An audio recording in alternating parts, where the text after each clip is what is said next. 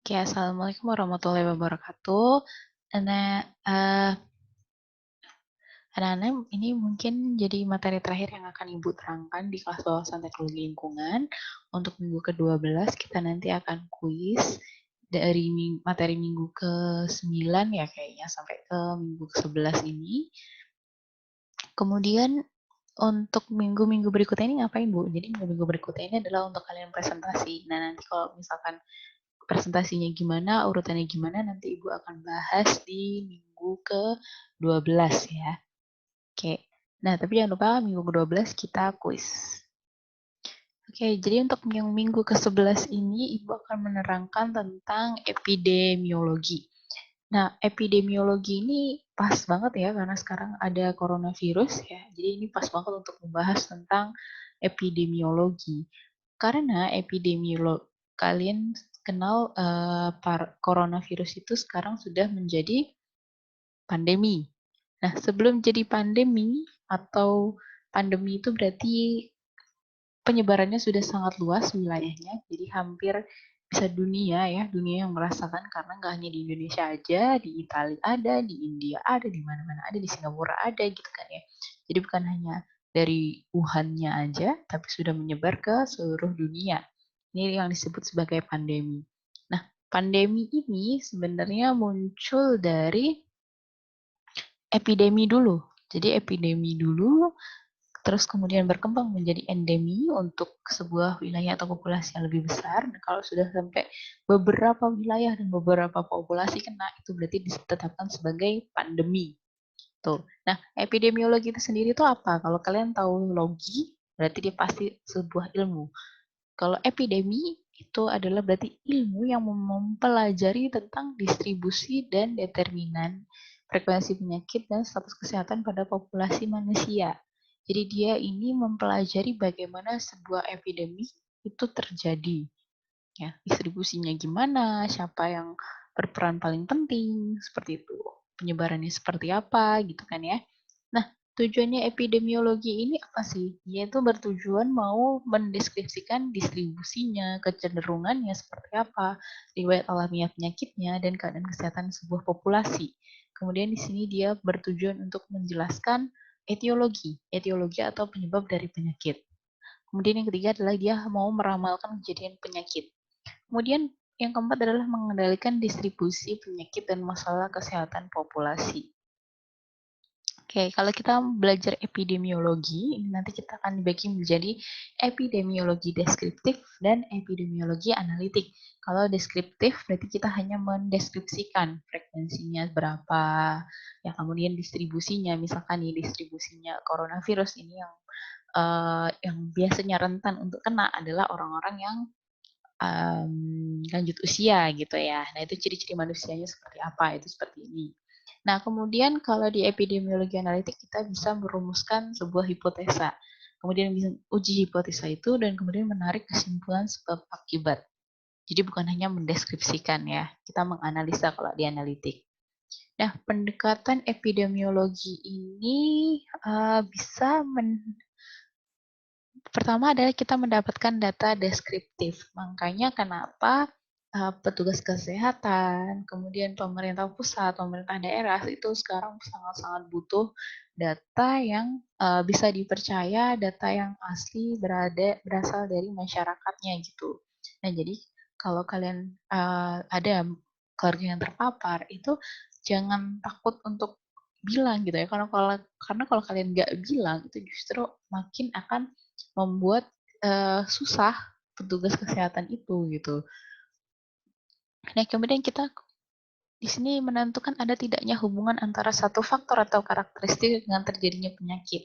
Misalkan nih, kalau di coronavirus ini kan biasanya faktor yang paling rentan itu adalah manusia-manusia lanjut usia, menular, dan kemudian yang mungkin dia sudah pernah mengidap penyakit kronis lainnya. Itu sangat rentan. Tuh. Nah, itu termasuk faktor atau karakteristik kenapa penyakit itu ada di mereka, di manula gitu ya.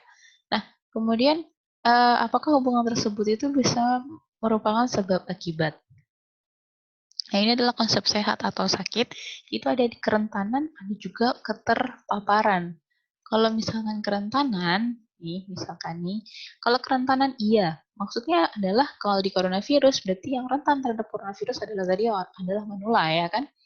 Manula rentan iya. Kemudian kalau manula itu sudah rentan dia terpapar. Maksudnya misalkan nih dokter-dokter yang manula tapi dia harus tetap menjalankan tugasnya untuk mengobati pasien-pasien corona.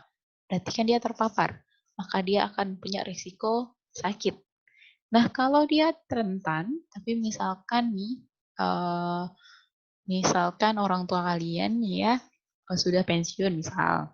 Nah, kalau orang tua kalian kan manula mungkin ya, maka dia rentan terhadap penyakit. Tapi kalau misalkan dia tetap di rumah saja, berarti dia mengurangi keterpaparan terhadap coronavirus, berarti dia kemungkinan bisa menjadi sehat. Nah, kemudian kalau orang-orang yang tidak rentan, misalkan nih kalau dalam coronavirus disebutkan bahwa masyarakat-masyarakat yang masih lebih muda, masih efektif ya, masih di usia efektif itu dia lebih tidak rentan terhadap coronavirus. Nah, kalau misalkan dia ini tidak rentan terhadap coronavirus atau orang-orang yang punya imun yang tinggi gitu, kesehatan yang tinggi, kekebalan tubuh yang tinggi, walau dia terpapar sekalipun, kalau dia imunnya masih bagus, maka dia masih bisa menjadi orang yang sehat. Apalagi kalau dia tidak terpapar gitu ya, apalagi kalau dia di rumah aja, maka dia akan sehat gitu. Nah, kenapa? Jadi kenapa WFH atau mungkin kalian SFH ya, study from home, itu penting? Ya ini, karena keterpaparan itu akan membawa dampak ke kita gitu ya. Mungkin dampaknya tidak ke kalian yang tidak rentan terhadap coronavirus, tapi kalian bisa menjadi host atau penjamu atau inang dari virus corona itu sehingga kalian bisa menginfeksi orang-orang yang rentan terhadap coronavirus gitu kan ya. Oke, nah ini adalah 6 komponen rantai penularan. Jadi yang pertama itu penyebab penyakit atau causative agent, kemudian reservoir agent-nya, kemudian portal of exit, maksudnya pintu keluar agent-nya, cara transmisi, portal of entry, jalan masuk agent-nya kemana adalah ke host. Dan itu tergantung dari kepekaan host tersebut. Oke, jalur transmisinya itu bisa dari udara, dari debu, partikel, dari lingkungan kita, dibawa makanan, minuman. Misalkan kalau penyakit diare gitu kan biasanya disebabkan di jalur transmisi adalah secara lingkungan.